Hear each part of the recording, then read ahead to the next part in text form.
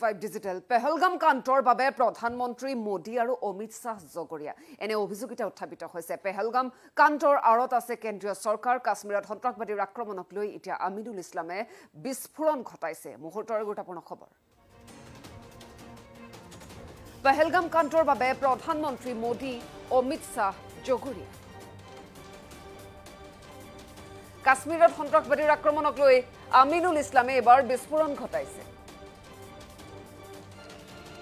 পেহেলগাম কাণ্ডৰ আৰত আছে কেন্দ্ৰীয় চৰকাৰ হিন্দু মুছলমানৰ মেৰু বিভাজন কৰিব বিচাৰিছে বিজেপি চৰকাৰে সন্ত্ৰাসবাদীয়ে ধৰ্ম সুধি সুধি গুলিওৱা নাছিল পৰ্যটকক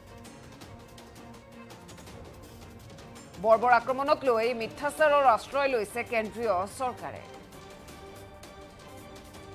বিজেপিয়ে কোৱাৰ দৰে হিন্দু নে মুছলমান সুধি গুলিয়াইছে তেনে নহয় ইউডিএফ বিধায়ক আমিনুল ইছলামৰ এয়া বিস্ফোৰক মন্তব্য আমি শুনিবলৈ পাইছো সন্ত্ৰাসবাদীৰ বৰ্বৰ আক্ৰমণৰ বাবে জগৰীয়া কৰিলে প্ৰধানমন্ত্ৰী মোদী আৰু গৃহমন্ত্ৰী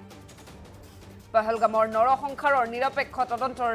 দাবী আমিনুল ইছলামৰ আৰু আজিলৈকে পুলৱামা কাণ্ডৰ তদন্ত কিয় নহয় বুলিও তেওঁ প্ৰশ্ন উত্থাপিত কৰিছে ঢিঙৰ পঞ্চায়ত নিৰ্বাচন প্ৰচাৰ চলাই সাম্প্ৰদায়িক ভাষণ আমিনুল ইছলামৰ পেহেলগাম কাণ্ডৰ বাবে প্ৰধানমন্ত্ৰী মোদী আৰু অমিত শাহ জগৰীয়া হয় এনে বিস্ফোৰণ ঘটাইছে এবাৰ আমিনুল ইছলামে কাশ্মীৰত যি সন্ত্ৰাসবাদীৰ আক্ৰমণ হল সেই আক্ৰমণক লৈ এতিয়া আমিনুল ইছলামে ডাঙৰ কথা কৈছে পেহেলগাম কাণ্ডৰ আৰত আছে কেন্দ্ৰীয় চৰকাৰ হিন্দু মুছলমানৰ মেৰু বিভাজন কৰিব বিচাৰিছে বিজেপি চৰকাৰে সন্ত্ৰাসবাদীয়ে ধৰ্ম সুধি সুধি গুলিওৱা নাছিল পৰ্যটকক বৰ্বৰ আক্ৰমণক লৈ মিথ্যাচাৰৰ আশ্ৰয় লৈছে কেন্দ্ৰীয় চৰকাৰে বিজেপিয়ে কোৱাৰ দৰে হিন্দু নে মুছলমান সুধি সুধি গুলিয়াইছে তেনে নহয় বুলি তেওঁ উল্লেখ কৰিছে ইউডিএফ বিধায়ক আমিনুল ইছলামে এটা বিস্ফোৰক মন্তব্য কৰিছে সন্ত্ৰাসবাদীৰ বৰ্বৰ আক্ৰমণৰ বাবে জগৰীয়া কৰিলে প্ৰধানমন্ত্ৰী আৰু গৃহমন্ত্ৰী পেহেলগামৰ নৰসংহাৰৰ নিৰপেক্ষ তদন্তৰ দাবী কৰিছে আমিনুল ইছলামে তাৰ লগতে প্ৰশ্ন উত্থাপিত কৰিছে যে আজিলৈকে পুলৱামা কাণ্ডৰ তদন্ত কিয় নহল তাক লৈ এতিয়া ডাঙৰ প্ৰশ্ন উত্থাপিত কৰিছে ঢিঙৰ পঞ্চায়ত নিৰ্বাচনৰ প্ৰচাৰ চলাই সাম্প্ৰদায়িক ভাষণ দিয়ে আমিনুল ইছলামে পেহেলগাম কাণ্ডৰ বাবে প্ৰধানমন্ত্ৰী মোদী আৰু অমিত শাহ জগৰীয়া বুলি ডাঙৰ কথা তেওঁ কৈছে কাশ্মীৰত সন্ত্ৰাসবাদীৰ আক্ৰমণক লৈ আমিনুল ইছলামৰ এতিয়া বিস্ফোৰণ আমি শুনিবলৈ পাইছো পেহেলগাম কাণ্ডৰ আৰত কেন্দ্ৰীয় চৰকাৰ আছে বুলি আমিনুল ইছলামে অভিযোগ উত্থাপিত কৰিছে হিন্দু মুছলমানৰ মেৰু বিভাজন কৰিব বিচাৰিছে বিজেপি চৰকাৰখনে সন্ত্ৰাসবাদী সেই সময়ত ধৰ্ম সুধি সুধি গুলিওৱা নাছিল বুলি তেওঁ কৈছে য'ত আমি বাতৰি পৰিৱেশন কৰিছিলো বা য'ত আমি তথ্য লাভ কৰিছিলো দেখিবলৈ পাইছিলো যে সন্ত্ৰাসবাদীয়ে ধৰ্ম সুধিছিলে হিন্দু নেকি বুলি সোধাত হিন্দু বুলি জনাত গুলিয়ে হত্যা কৰিছিলে কিন্তু সেই কথাৰ এতিয়া বিৰোধিতা কৰিছে হিন্দু মুছলমানৰ মেৰু বিভাজন কৰিব বিচাৰিছে বিজেপি চৰকাৰে এনে অভিযোগ আমিনুল ইছলামৰ পেহেলগাম কাণ্ডৰ আৰত কেন্দ্ৰীয় চৰকাৰ আছে বুলি তেওঁ উল্লেখ কৰিছে আমাৰ ওচৰত সেই মন্তব্য আছে তেওঁ কি কৈছে শুনাই ল'ব বিচাৰিছো যিদিনা বোমা বিস্ফোৰিত হৈছিল আৰু 6 বছৰ আগতে পুলৱামাত যিদিনা 300 কেজি আৰডিএক্সৰ বিস্ফোৰণত প্ৰায় 42 জন ভাৰতৰ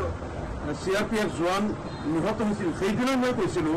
যে ইয়াত চৰকাৰৰ ষড়যন্ত্ৰ আছে আৰু ভাৰতবৰ্ষত এটা সাম্প্ৰদায়িক মেৰু বিভাজন কৰি 2019 লোকসভা নিৰ্বাচনত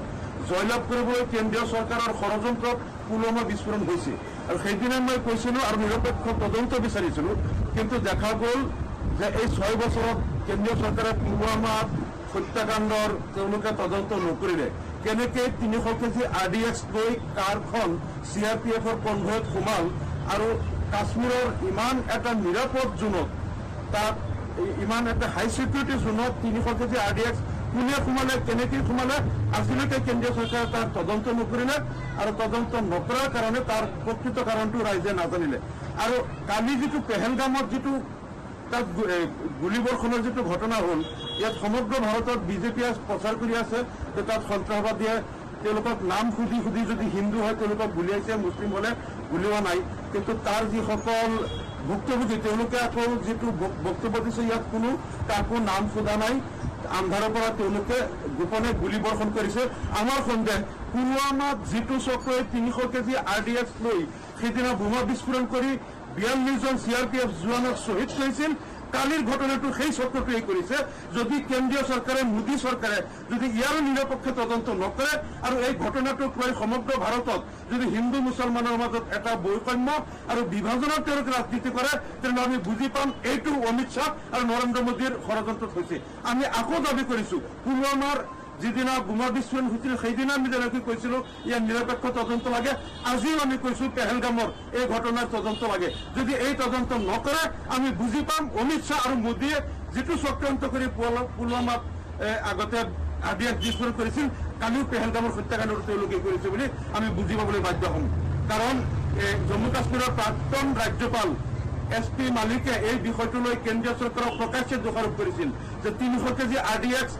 অমিত শ্বাহ আৰু নৰেন্দ্ৰ মোদীয়ে তাত আনিছিল আৰু তেওঁলোকৰ ছত্ৰছায়াত তাত বোমা বিস্ফোৰণ হৈছিল আৰু এইটো তেওঁলোকে বহুত বাক বিতণ্ড হৈছিল। আমাৰো সন্দেহ কাশ্মীৰত বাৰে বাৰে এই কেন্দ্ৰীয় চৰকাৰেই এই ঘটনাবিলাক কৰে যাতে সমগ্ৰ ভাৰতত মুছলমানৰ বিৰুদ্ধে তেওঁলোকে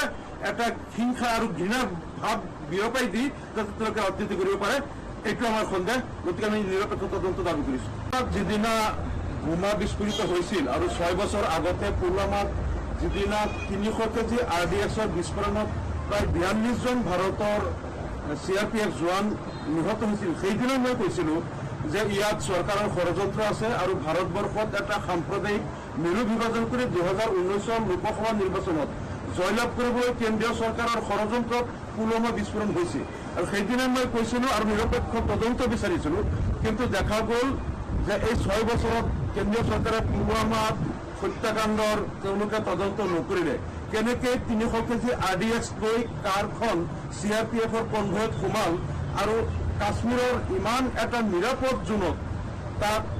ইমান এটা হাই চিকিউৰিটি জোনত 300 কেজি RDX কোনে সোমালে, কেনেকৈ সোমালে, আজিলৈকে কেন্দ্ৰীয় চৰকাৰে তাৰ তদন্ত নকৰিলে আৰু তদন্ত নকৰাৰ কাৰণে তাৰ প্ৰকৃত কাৰণটো ৰাইজে নাজানিলে। আৰু কালি যিটো পেহেলগামত যিটো তাত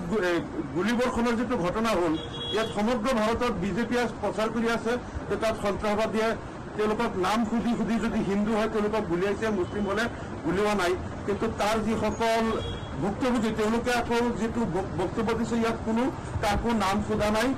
আন্ধাৰৰ পৰা তেওঁলোকে গোপনে গুলীবৰ্ষণ কৰিছে। আমাৰ সন্দেহ পুলৱামাত যিটো চক্ৰই 300 কেজি RDX লৈ সেইদিনা বোমা বিস্ফোৰণ কৰি 42 জন CRPF জোৱানক শ্বহীদ কৰিছিল, কালিৰ ঘটনাটো সেই চক্ৰটোৱে কৰিছে। যদি কেন্দ্ৰীয় চৰকাৰে মোদী চৰকাৰে যদি ইয়াৰ নিৰপেক্ষ তদন্ত নকৰে আৰু এই ঘটনাটোক লৈ সমগ্ৰ ভাৰতত যদি হিন্দু মুছলমানৰ মাজত এটা বৈষম্য আৰু বিভাজনৰ তেওঁলোকে ৰাজনীতি কৰে, তেনেহ'লে আমি বুজি পাম এইটো অমিত শ্বাহ আৰু নৰেন্দ্ৰ মোদীৰ ষড়যন্ত্ৰত হৈছে। আমি আকৌ দাবী কৰিছো, পুলৱামাৰ যিদিনা বোমা বিস্ফোৰণ হৈছিল সেইদিনা আমি যেনেকৈ কৈছিলো ইয়াৰ নিৰপেক্ষ তদন্ত লাগে, আজিও আমি কৈছো পেহেলগামৰ এই ঘটনাৰ তদন্ত লাগে। যদি এই তদন্ত নকৰে আমি বুজি পাম অমিত শ্বাহ আৰু মোদীয়ে যিটো চক্ৰান্ত কৰি